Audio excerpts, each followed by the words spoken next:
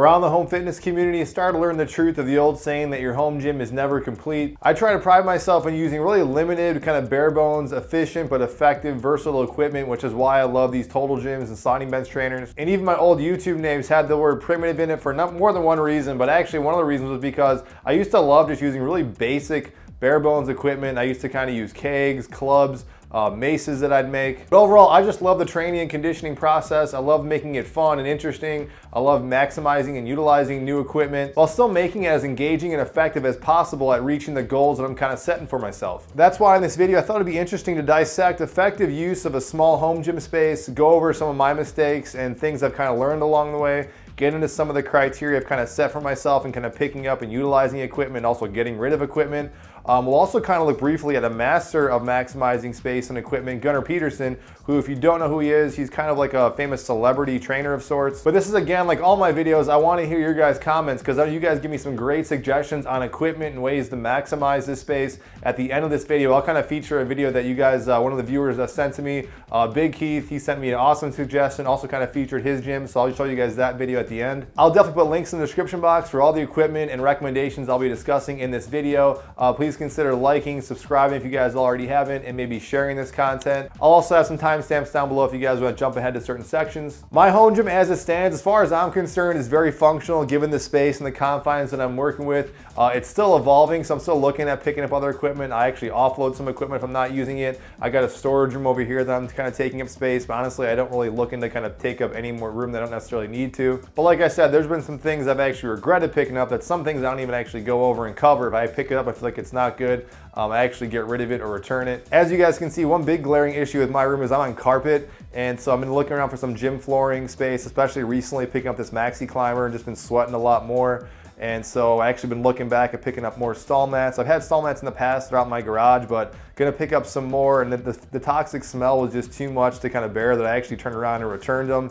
And I know you can actually get rid of the smell after a few weeks, but since I'm working out in this room and working in this room, I just knew it wasn't gonna work. So picked up an Amazon mat on Amazon as well, but that honestly didn't work out. So at this point, I'm kind of limited to like gym towels. I'm kind of eyeing this set on Amazon, but my point in just saying that is that, like, you know, we all have kind of give and takes in our kind of home gym setup, and you kind of work with what you got. But when I'm selecting equipment, the best equipment for me really is something that is versatile, relatively inexpensive, is small and effective in the confines of meeting my goals that I'm trying to challenge myself physically with. Obviously, you guys know that a total gym or a sliding bench trainer fires on all cylinders, which is why 9 times out of 10, I really don't feel like I want or even need anything else. And I've actually made a video and referenced this point numerous times on the channel, that actually the great things about these total gyms is that they can actually replace a number of different devices for your home gym. And so one big advantage of working out in this small home gym space is that it forces me to select really small, compact, but versatile pieces of equipment, which is why I gravitate towards these sliding bench trainers. I picked up the power rack with barbells, my power blocks.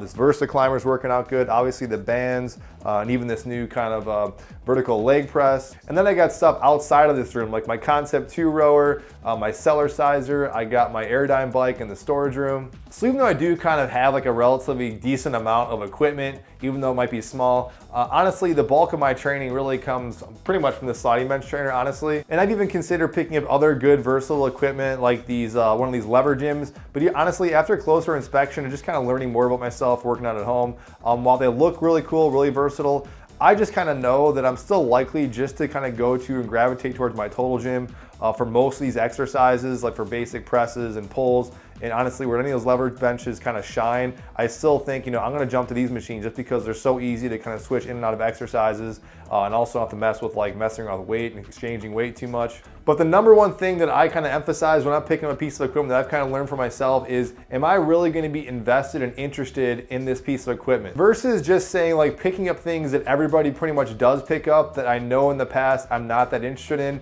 A really good example of that would be like resistance bands, and honestly even the traditional kind of squat rack with barbells, because I have a history of picking these things up in the past with my home gyms, just really just not using them and then going right back to the regular gym. And it sometimes becomes like those really odd items that become the ones that I use the most, which I'll kind of get to in a second. But I don't really feel too bad about picking up those other kind of like staples like bands and external weights, because at the end of the day, they still do have their place and they're a good way to kind of switch things up. This Iron Chest Master I've been saying for a while is a perfect example of what I'm kind of talking about. This is not something I thought I'd really use that much, but honestly, in pretty much every upper body workout that I'm gonna do, if it's near me, I'm gonna throw it in the mix. And that's just because this is a machine or a device that makes me wanna just use it. It makes me wanna do more push-ups and just do a little bit more kind of like chest type exercises with it. And I just feel like it complements a lot of my equipment. This Maxi Climber I picked up as well. It was something that before I've seen these things forever, I wasn't sure if I even like it, but I knew it would be something kind of fun and interesting. And this is another piece of device I just want to hop on. Conversely, like I was saying, like this rack here, it's very versatile, but I don't really do any, very rarely do a benching. I was kind of getting into squatting and deadlifting, but I kind of gravitated out of it. I even picked up some new safety bars, which actually these things work out pretty well, especially if you're in a budget. This whole rack setup is a good idea, but I thought I'd be doing a little more heavier benching, so I picked this up. Honestly, didn't really come to fruition. I kind of knew that because I wasn't doing a whole lot of benching regardless. I was still just liking my pressing on this sliding bench trainer. So really this thing's been getting a lot more use from doing some assisted pull-ups with the resistance bands. It's not something I really thought I would do a lot more, but I just love doing that increased tension and volume. Even these things are relatively new just because I've been doing some more hanging leg raise type stuff, more abdominal stuff. This simple, cheap little ab mat, which I could do a whole separate review on this thing. This was just another piece that I kind of functionally needed because I was doing more sit-ups. This has been coming handy a number of ways. There's actually some interesting ways I've been kind of doing this. I actually never thought I'd buy anything like this because I was never a sit-up person. But the point is, it's all these cheap little things that have been surpassing all the big things like my power blocks and my rack and weights and barbells. Which just kind of leads me into my second criteria of anything I'm gonna be picking up. So aside from just picking up something because it looks interesting and looks kind of fun to kind of jump on and mix it up, the second thing is I'm picking up something because I really need it or it's gonna be supporting what I'm already doing.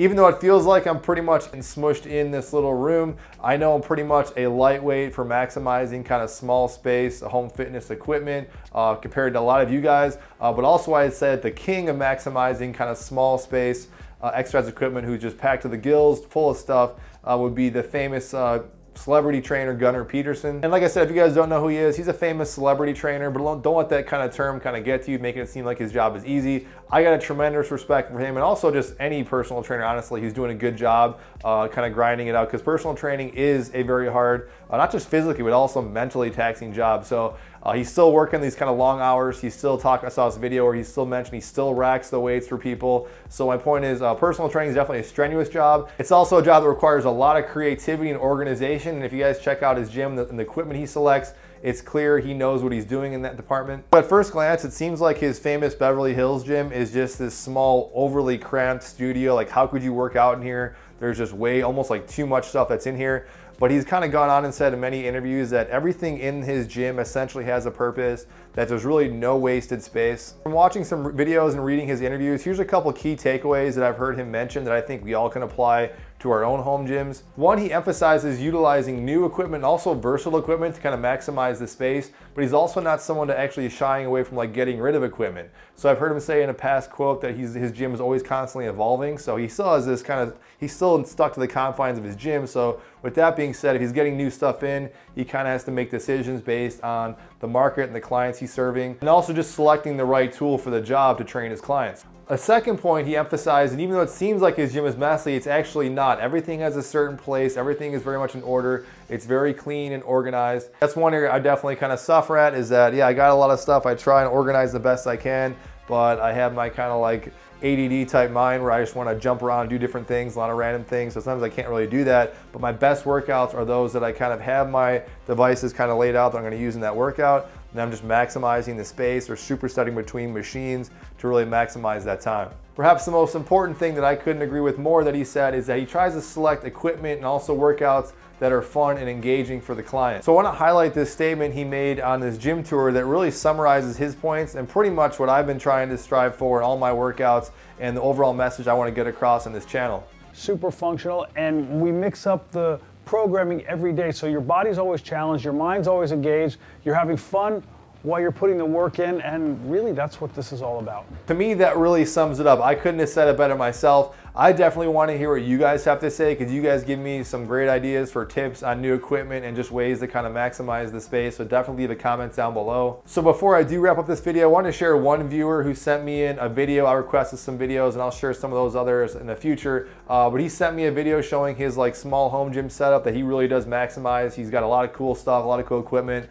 He was showing me in this video how he kind of jacks up his total gym on this elevated platform, kind of utilizing and maximizing the squat rack. We've kind of shown that a little bit in this channel here, but he's really maximizing that space that he's got. But the biggest thing I took away from his video is at the very end, he emphasized a really important point that I started to incorporate. I'll probably do more of this. Was he showed me the importance of having plants in your gym. Now, he had an open door garage gym, so wasn't as bad as what I'm dealing with because I'm in this small basement. There's not a whole lot of airflow. A lot of times I'm working out with my door shut. So any extra oxygen I can pump into this room is definitely gonna help me out. So I picked up 2 snake plants. I got one over here. I also got one in another corner. I might even get some more to just pump in this stuff with some more oxygen. So that's a really key tip, that if you guys are working out in a basement where you don't have a whole lot of airflow, I think oxygenating the room is gonna be really important. So really great tip from Big Keith, so I definitely appreciate him. As always though, guys, I appreciate all you guys for watching this video. If you guys have any questions, comments, feedback, let me know, and I'll see you guys in the next video. Thank you.